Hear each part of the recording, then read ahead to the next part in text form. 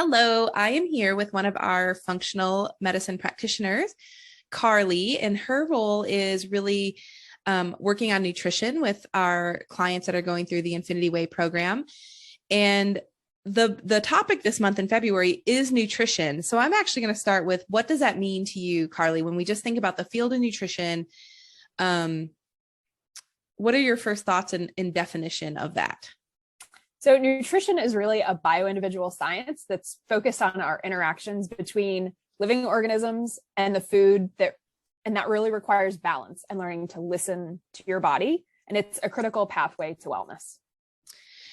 Would you even take, and I'm going a little left on you, we didn't discuss this question. Would you even take the stance on nutrition could be what you're putting on your body, chemicals in your household, preservatives, food dyes, and I think chemicals as far as like perfumes and, tightening hormonal creams.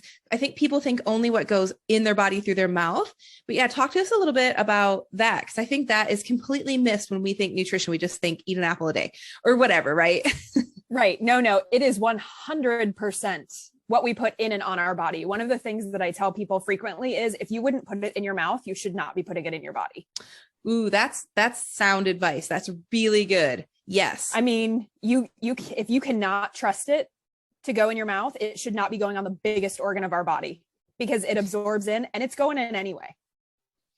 And when someone comes and works with us in our program, your role really is to kind of address a lot of this. What kind of things are you seeing on your body that are the biggest first steps that you say like, hey, let's replace this?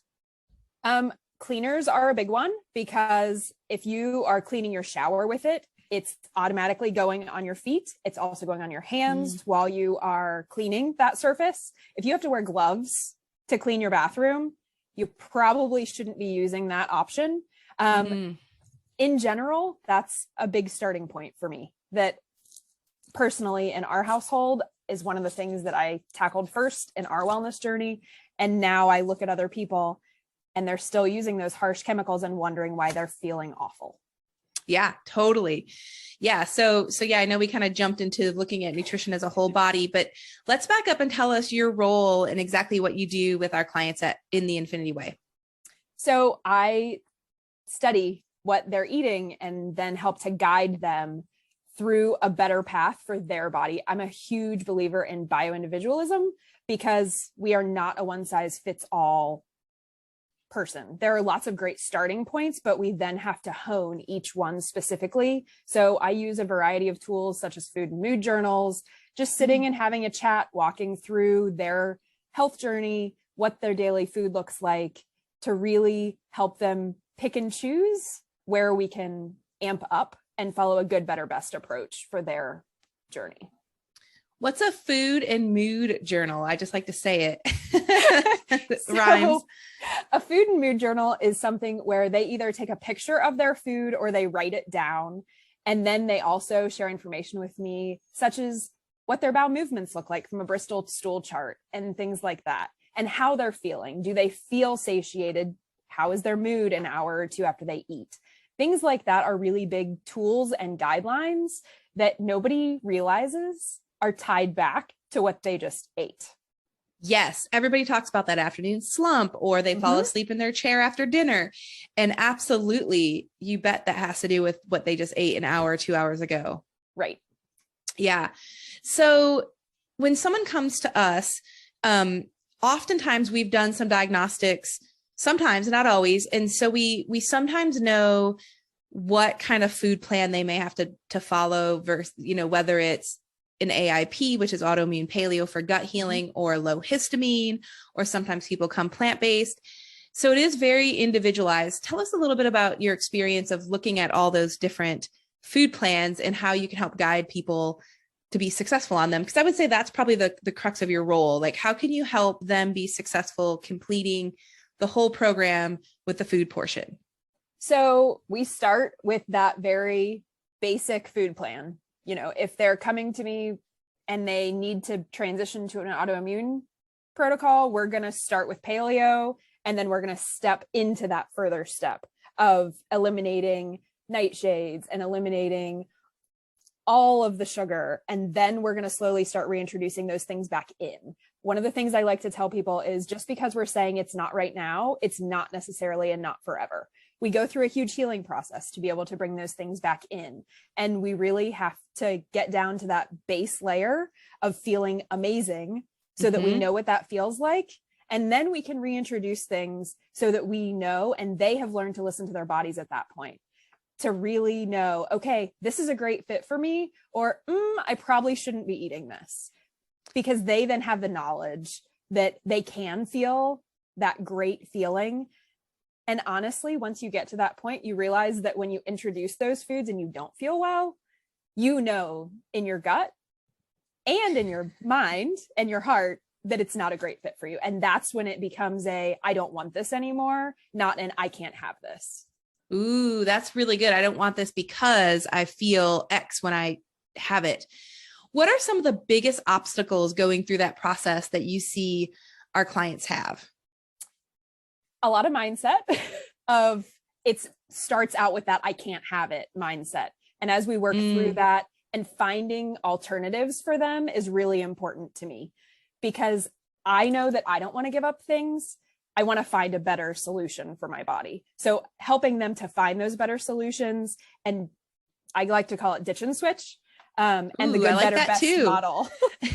So just because this is a good thing for your body, it's not necessarily the better or the best. So I like to lay out those options of, okay, this is a good option, but what if we bring it up to this level? How do you feel about that? And how does it make you feel?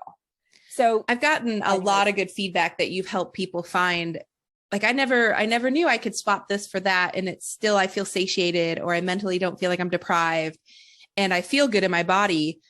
Another thing you said that kind of stood out to me is when they feel really great, like that baseline of feeling really good. I would say a good majority of our patients either haven't felt that awesome, good, energetic, brain clear feeling either ever, or in a really long time by the time they get to us.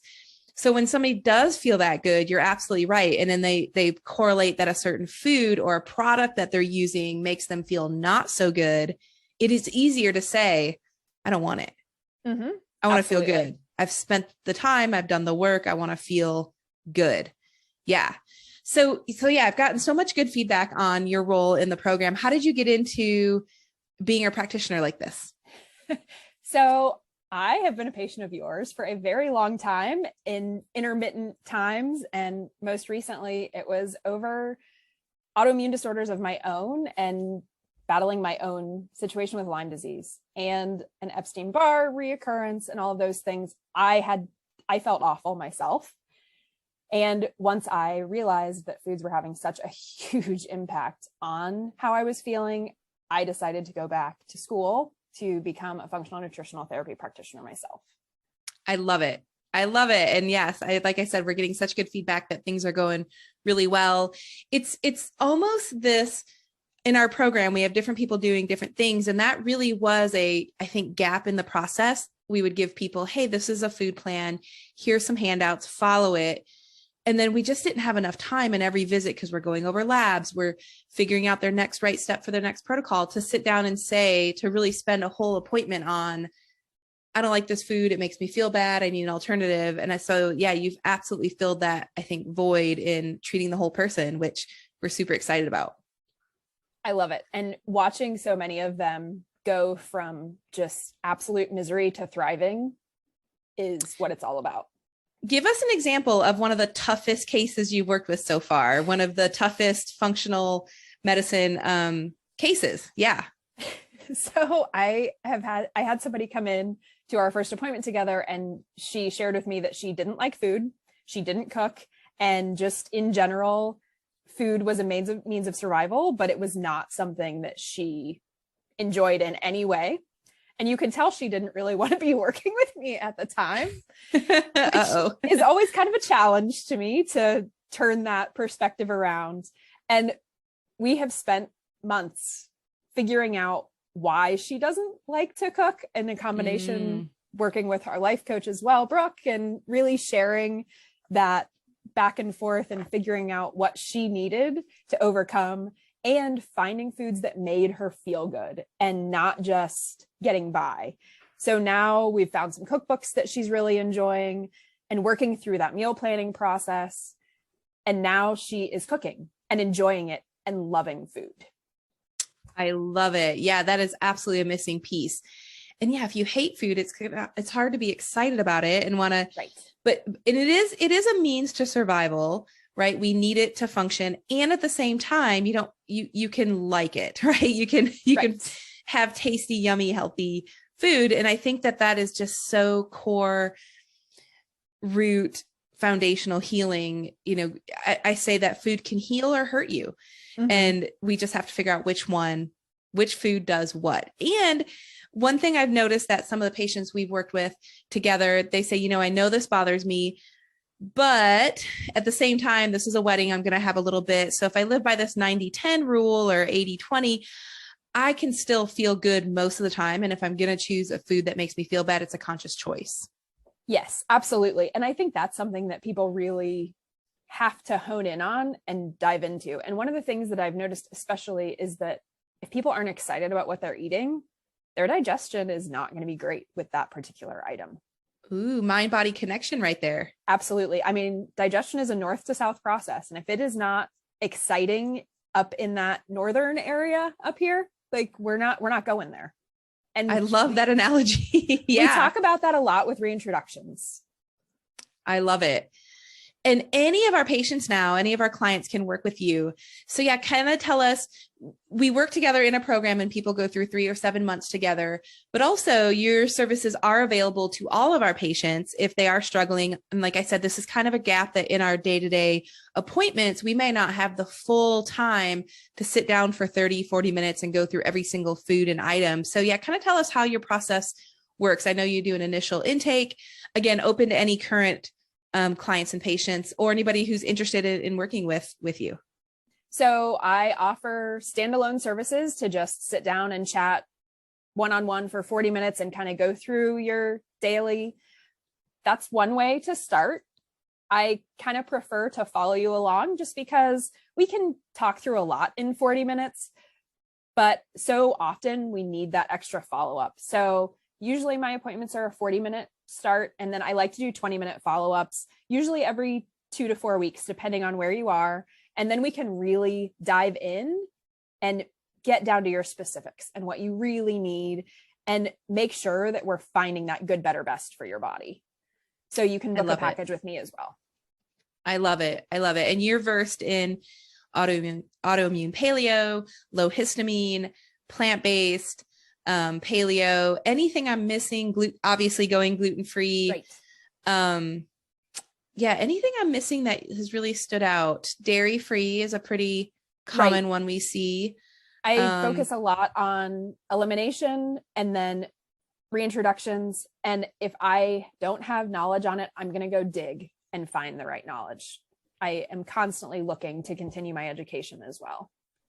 And that's where I think the reintroductions where we really learn about what's right for the body. Absolutely. I love it.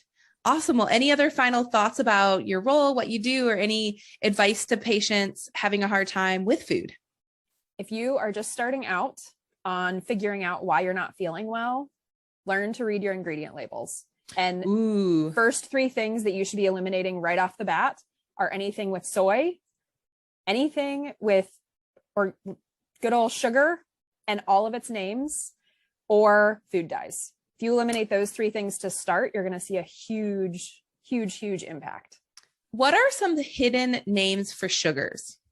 They have started calling. I just saw organic high fructose corn syrup on a label the other day. And then because when they put organic in front of it, we think it's healthy, even though high fructose corn syrup is very hard to break down on the gut intestinal lining. Exactly. Anything that you don't recognize is an immediate toss out.